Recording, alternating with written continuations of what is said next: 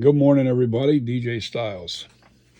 Okay, I've had people having trouble sizing their mask and making sure that their sculpture is big enough for their mask. You always want to make sure. I really make my mask at least 2 to 3 inches. My sculpture, I'm sorry. I usually make my sculpture at least 2 to 3 inches bigger than my actual head. All right. Now, when I say my head, and I'm not going to put myself on camera here, this is the distance between my ears. This is a caliper.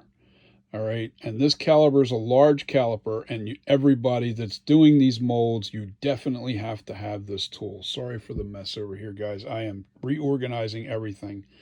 Anyway, this is a caliper. And without this tool, you cannot size your heads, and it's almost an impossible task to do without a real good caliper. All right, so with that being said, this just adjust, and then you just tighten up that little screw there right up against that, and that keeps it from going. See how that's tightened up against there? Well, that's exactly my size between my ears. Right there, I have it set. I put that over my ears like this. Now, in other words, now I have the picture of the original mold. And look at that. That's set right where I've been putting my ears. It's exactly the same size. So I know that this mask, actually, no, I have to go a little bit. See, I have to grow this mask a little bit further. All right. It's still not quite big enough. So this is on the video. This is a picture, still shot. All right. So I need to bring that, if that's my head size right there between the ears, I want to extend this picture out at least two inches further out. Like, see, we're on this side. I want to bring that picture to that size. So let me see if I can do that. All right. That's a little too much. Yeah, that's a little too much. All right, so basically, I have to do it in another software that I have a little more control of the size of the mask. All right, so basically, I'll show you what this is. My actual head size between my ears, where the calipers are set at. Right. Now, when I come over to my sculpture, I'll show you the difference in size. All right. See, that's the extent of my ears. See how it's like literally about 2-3. I would say it's literally an additional.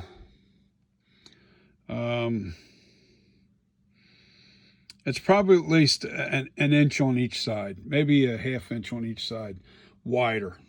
All right. Now, with that being said, when you start measuring things, your nose and everything, you got to use the caliper for that. Where the bridge of your nose is, how wide you want the nose, how wide the lips have to be. The caliper is your secret weapon. Believe me, you need that caliper to size your mask correctly. Now, I try not to make my mask based on my head size only. That's why I make my mask at least 2 to 3 inches bigger than my head. 2 to 3 inches. If I've got a 25-inch head, that means I need to make that at least 25. I'll make it 28, possibly even 30 inches in diameter. Now, when I say diameter, you take a measuring tape, and you go across the entire circumference of the head, right around the brow area. All right. So whatever your head size is, make sure that you're at least 2 to 3 inches bigger. And why I say that is you can make various sizes of your mask. In other words, if I make a stone copy of a 30-inch mask, of a 30-inch sculpture, I make a stone copy. The stone copy is going to actually be 30 inches. But when you pour latex into that, all right, it'll shrink up to 2 inches, anywhere from 1.5 to 2 inches in size every time you recast. So what I do is I'll make a stone copy, all right, then I'll fill it with latex, let it shrink up, foam fill that mask that's inside, shrunk up 2 to 3 inches smaller, and make that my large size mask, and make that as a master copy. All right, so this way you can, instead of copying from a mold, you're copying from that latex mask. You can make another mold from that latex mask.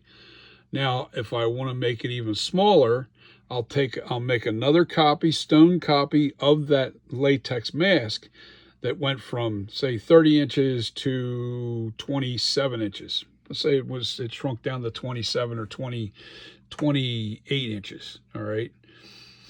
Now, every time I do that, I'm going to lose another 2 inches. So with just two of those, it's going to bring me back down to like a 25, 26 inch mask. So when I make my copies, I make a large from my original sculpture, and I know that that's going to shrink down by 30 inches. Let's say I did a 30-inch mask, original sculpture. I shrunk it down to 28. All right, that would be the super large mask, 28 inches. And people with a smaller head, I'm going to do it again. And I can do that as many times as I want. I can make as many sizes as I want. It's always nice to have an oversized copy.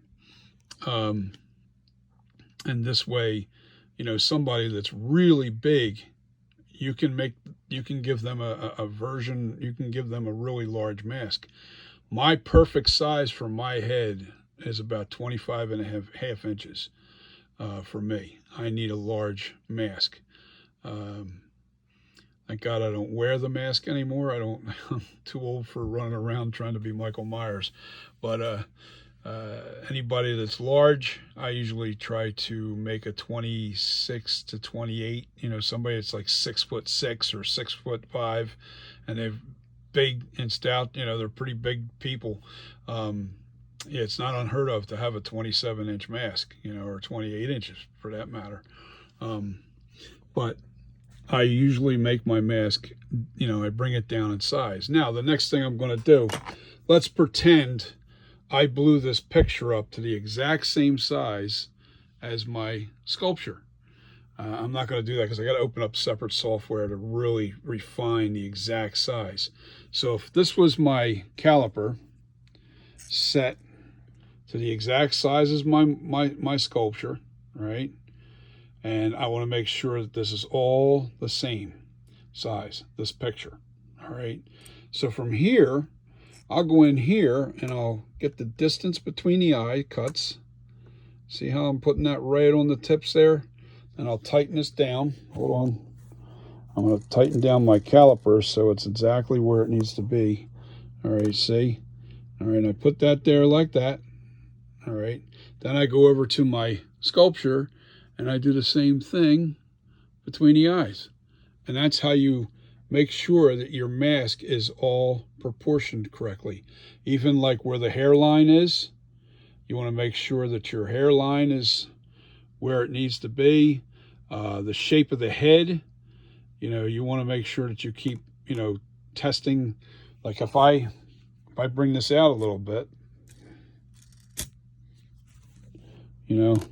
I can bring this down for every inch or so and then keep spreading this out until it's the exact same shape, and then hone it back in again. See how I'm doing this? I'm shrinking this down, and then I'll hone it back in, all right, and so on and so forth to all the way get down to the chin. The caliper is the most important tool to have. It really is such an important tool to really, hold on, let me put this, I'm going to put this back away. The caliper is your friend. If you're if you want to make a copy of this, you can use the caliper to measure the width of the lips. Now the angles, that's a whole nother nightmare. All right. So what I usually do is I'll put the caliper from here to the center of the nose, and then from the center of the nose out to the end here, just to see where these lines are. See where this line comes down and it starts to bend? Same here, it comes down. There's a distance between here and here compared to here and here. There's just a little bit of a difference. It's because the face is definitely twisted. It's got a little twisted look to it. There's just so many variables. You know, the angle of the lip dropping down, you know, and this here, you gotta figure it out because you're looking at shadows. That's how you're sculpting, because this mask right now is under kind of a strange light. So the light's actually, I can tell by looking at it, the light is coming from this direction and a little bit down on the face of it, but not too far. It's kind of far back, and it's coming down the wash. You can see how it's all bright in here. It's bright, and there you see all the shadow in here. So you know the light's from this side, and it's not real. It's not real bright. But I'm trying to give you a for instance of how to look at the picture and try to sculpt this onto your clay, because you want to replicate the lighting to make sure that the light is the same. And I can tell you that because there's some shadowing in here underneath this cheek, you know that this cheek out right up in the top here probably sticks out just a little bit, and the light is probably set almost at the hairline right above it on an angle. It's probably splashing down from that angle, but up high, and it's catching a little bit of the front of the face, so you know that the shadows aren't too dominant. Anyway, basically, the key to really success with this mask is you got to really take your light and you put it on all angles. All angles. You have to really use your light. Take a flashlight, take a overhead, like something fairly bright, and you want to make sure it's a wash, not so much a beam of light. You don't want that. A flashlight, make sure it's widened out all the way so it's, you know, spread as much as possible. And you know, when you're trying to replicate this mask, you have to use light, a lot of light. The more light you'll see your mistakes. You know, when you, like if I put the flashlight up underneath the chin and I want to see how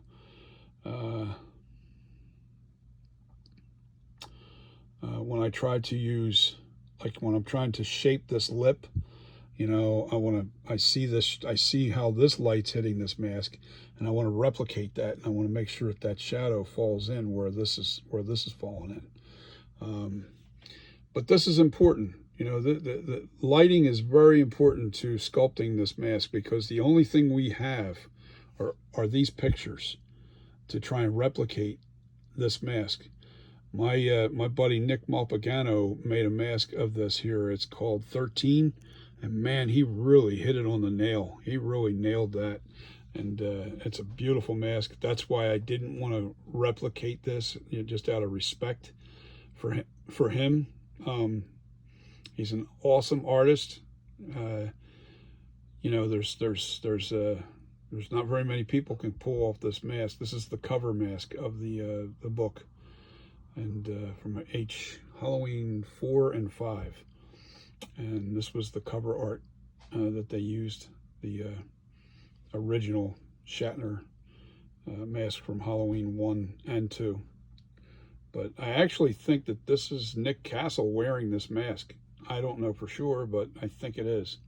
But anyway, I want to get back to it. I just want to make sure that you guys understand that the caliper is your friend, and without it, you will never get a very accurate mask. It's important to know the distance between the chin and the lips, how wide they are, you know, how far down does the nose come from the very tip of the lip, right here in the crevice, you know, the distance between the lips. You know, your caliper, you just use it for everything. The size of your eye cuts, the distance between the nose, the distance between the eyebrows, You know, there's all kinds of little things that you have to replicate, you know, and the one thing about this mask that makes it so hard to sculpt is the fact that it's very subtle. A lot of people don't understand that all these cuts that are into the sculpture, they're very subtle. They're not real deep into the mask, into the sculpture. They're not real deep into the sculpture. And if you actually saw this with a front forward light on this, you wouldn't see any of those details. If the light was coming right at the mask, you wouldn't see any of the shadowing. You wouldn't see any of that. It would just look like a plain white mask. You wouldn't even see the shadows inside the crevices of the right between the nose here. You wouldn't see any of that. It washes out. That's because the details in this mask, excuse me, the details in this mask are very, very, very subtle. So remember that when you're sculpting, don't dig too deep.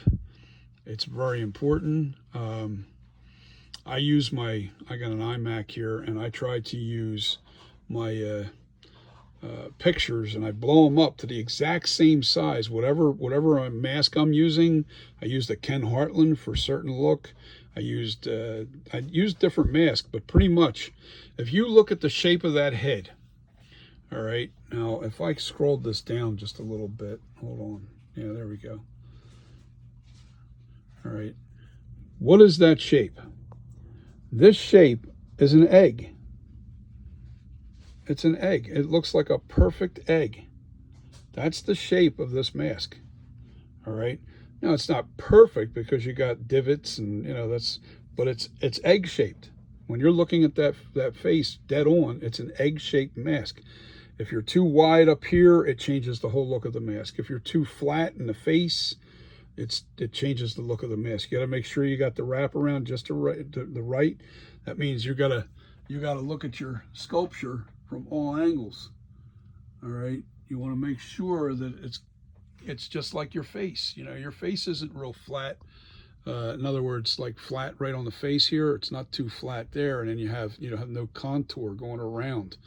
You know, it's important. There's all kinds of little things that are very important to the sculpture, and I've seen a lot of masks where or sculptures that it was either too flat or it was even coming back. But when you're trying to replicate this, always try to keep the continuity of the shape of the head. You know, the shape of the head's the most important part of it. You get the shape right, the contour going around, the face, how far that sticks out, how the jawline is, and you'll see on his jawline, it's definitely coming more straight down. Anyway, my point is, you triple, quadruple, when you think you're done, check again. Compare it to other pictures. Compare it to the version that you want to copy. Even if it's mine, I don't care if somebody's trying to copy that. I really don't care. A lot of people, they try, because think about it. That mask that I sculpted is several versions of what I think is a cool looking mask. It's a combination of this mask. I pretty much have the same eyebrows on my sculpture as this. I followed this eyebrow scheme. The Ken Hartland, I think I copied the mouth a little bit on the Ken Hartland. I didn't do the exact mouth that's on this. I just took variations of collector's masks. The Ken Hartland, everybody wants that mask. I keep saying Hartland. I think it's pronounced Hartland, but you guys collectors out there, you know what I'm talking about. So the Ken Hartland, I look at the collector's masks and I see, okay, I'm looking at those masks. I look at the original pictures, the best I can do. I try to take still shots from the actual movie. I have it in Blu-ray. So I took still shots and froze it in, the position that I wanted to show the jaw area and the chin area, the lips and everything, trying to shape the face just right. It's not an easy thing to do. We're doing everything from two-dimensional pictures, and most times we don't have every angle covered. So what we're sculpting is what we see in 2 dimension, and then trying to give it a 3-dimensional realism. So I'll say 50-50, 50% accurate, 50% guesswork. So and real artists, the key to success, honestly, is making sure your head is proportioned correctly, like a normal, like your head is. You know, the way your angles, the way the pitch of your face goes back. It's important that your face is just like your human face. You know, our heads. You know, you want to make sure that the head shape is very realistic, and then from there you put the fine details in. So the first thing you have to tackle is make sure you have all your proportions right, and use the caliper. The caliper is without that, it's almost impossible to do any kind of sculptures. If you don't have a caliper, I advise you that should be your first tool that you buy. First tool. People out there that sculpt just with their hands and not any tools at all, they'll tell you they got to have that caliper to get accuracy, especially when you're trying to line up your eyes to the holes on your sculpture. Your eyes, you know, they have to line up just right. The nose has to be in the right spot. The lips have to be in the right spot. Your ear holes, you know, they have to be where your ears are so you can hear out of the mask when you cut the holes out. You know, it's important. Remember, go out there and get your caliper, order it wherever you got to get it, Amazon, whatever. Just make sure that you got a caliper. It's very important to use a caliper when you're mask making, and try to be as realistic as possible to human faces as far as shaping the head. William Shatner has a very unique shape to his head, and the difference is because they made this mask a Captain Kirk mask, and it was from a life casting of William Shatner from 1974 or 1975. And over those 3 years before they made Halloween, there was a lot of recast done. So the mask, the mask actually got twisted and distorted, you know, over time, and all those recasts. So I'm telling you, by accident, this mask is so demented by accident. It's all by accident. It's just because it just got deformed looking. I truly believe this, you know, and just by doing enough mask myself to know how one mask looks a little different than another. It's just crazy. And the thinner the casting of the mask, in other words, if it's a thin latex mask, I don't make thin casting latex mask. I don't like thin casted masks. They don't hold up for a long time. I think that they rot in a shorter amount of time, especially people that don't take care of the mask. When you take care of a mask, I always use, like, especially to the outer, because that's exposed to the UV light the most, I'll use Armor All.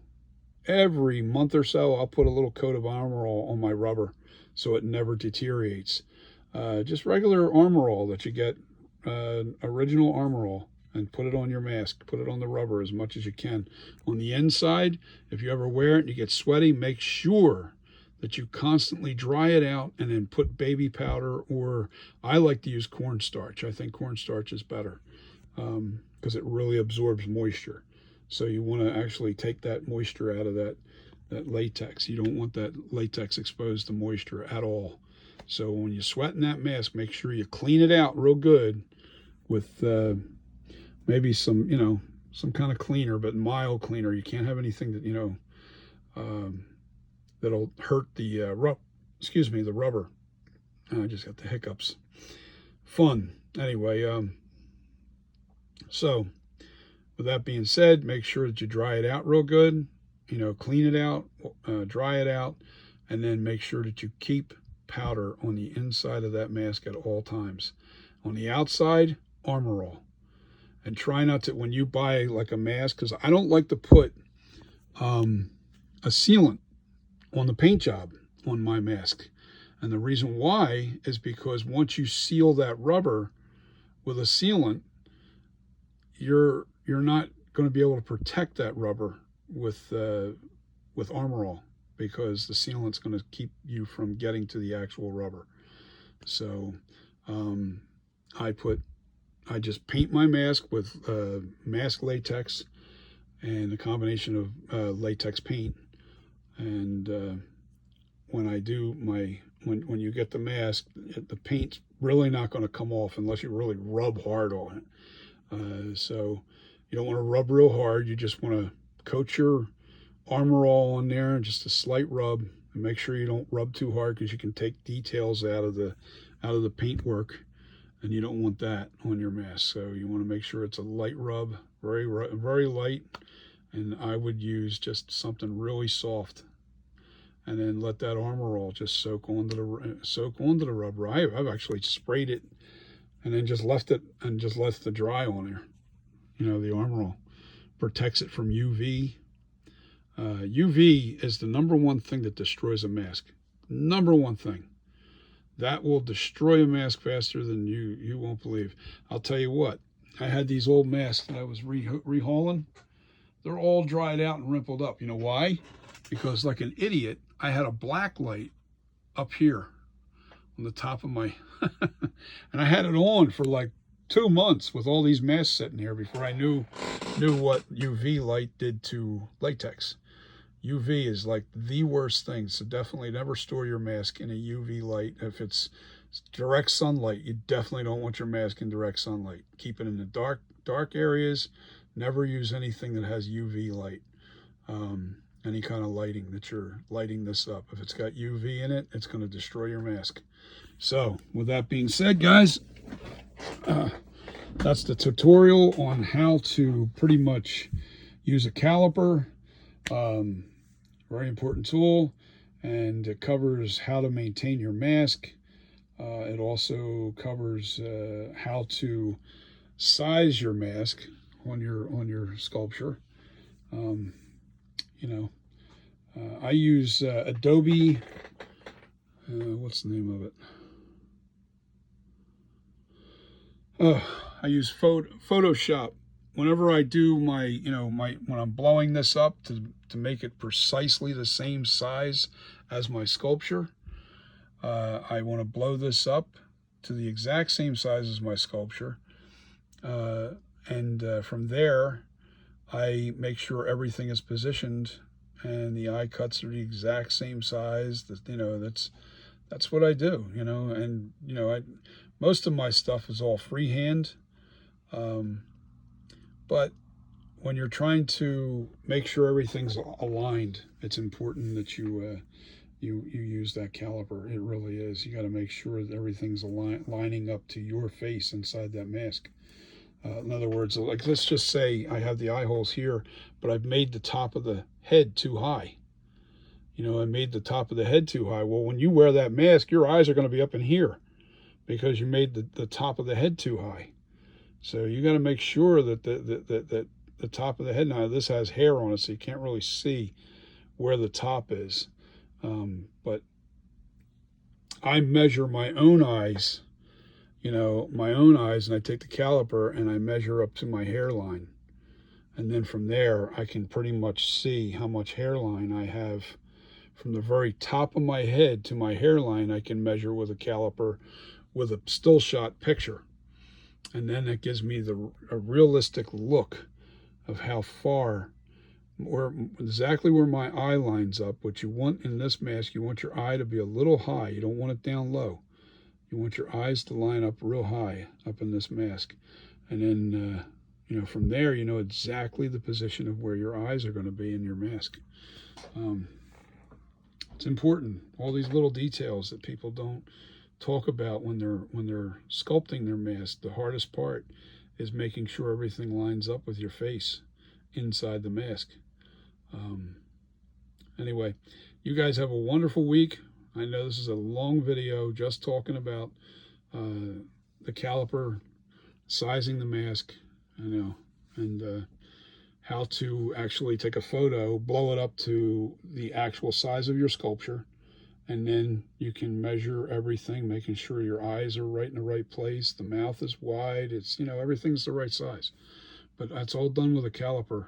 And then of course, your talent, your raw talent. So good luck, guys, out there, and you guys have a wonderful weekend. I know what is it, going to be Friday any minute now, I think, or it actually is Friday. Is it Friday? Or Thursday? I forget. I live in my cave. What do you want me to do? I don't know what day it is. Oh, God. All I know is I can't wait till this weather breaks. I can't can't mold my sculpture because we're dealing with 98-degree days out there. And when you're working with Ultra Cal, and I have to do my molds outside, I do not like using Ultra Cal or any kind of plaster indoors. I make my molds outside. But when I do mold this, I'm going to make a very detailed videos. I'm going to make 10-minute clips of the most important parts of doing the mold, so you guys will have high detail of how to do the molds. And this way I'll do the front part, the back part, so on and so forth. So it makes it easier for you. Guys out there that are struggling with the mold making process, it's not an easy process. Mold making is a little bit of an art, and I have my own technique on how I do it, and I find it works best for me. That goes for everything that you do in this business. Anything that you, as an artist, everything that we do, try to do it your way. You know, take the idea and run with it and say, okay, yeah, that works good for me, but I'm going to do it just a little different. You know, all of a sudden you might come up with a better way to do it. That's what happened to me. When I originally first started doing the mold process, I was doing the front part of the mask first, and that's a big mistake.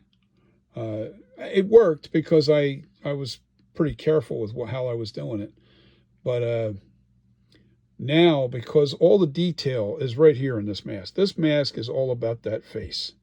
All right, the back of the head is not that important. So my new process is I do the back of the head first. I put my clay barrier over the front, and I put my keyholes, my key locks all the way around the mold.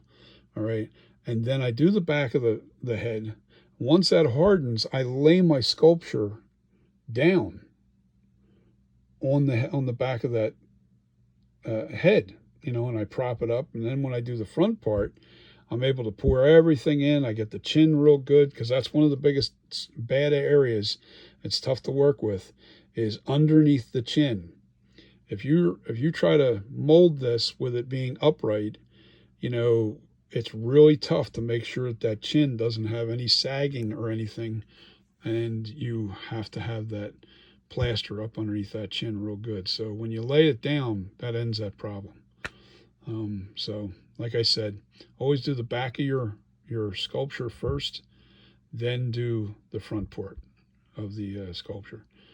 And it always comes down to what type of sculpture it is. If you're doing zombies or something else that, just doesn't require. And the other thing is, when you're making your mold, you got to watch for locks. You got to watch for a lock. And I'll get into that. I'll get into all that stuff when I go to mold this in the next couple of days. I'm just waiting for this weather to break. I need days out of the 90s, because between the hydrocal, which is the actual, see those stone molds that are back there, where they're the old molds. I'm going to be taking them to the dump.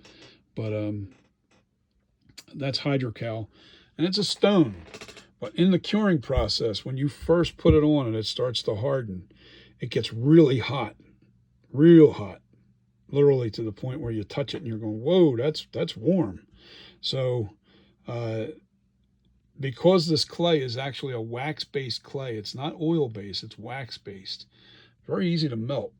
And with the combination of the heat outside, 98 degrees it's been, and the average 90, almost 100 degrees, I've decided I've got to wait for core. Just in the lower 80s. If I just get it in the lower 80s, I'll be good. But in the 90s, no, sculpture gets too soft. I got to worry about, it's not so much that back half, because I do the back half first. It's that front half that gets real soft, sitting out there in that high heat, and then, no, I'm just not taking a chance. The 80s, it won't melt. 90s, it gets real soft, the clay. So anyway, I'm going to say goodnight. You know, whatever it is, good morning. I don't know. I'm in the back cave here. Anyway, you guys have a wonderful, wonderful weekend, and enjoy the tutorial. Peace. See ya.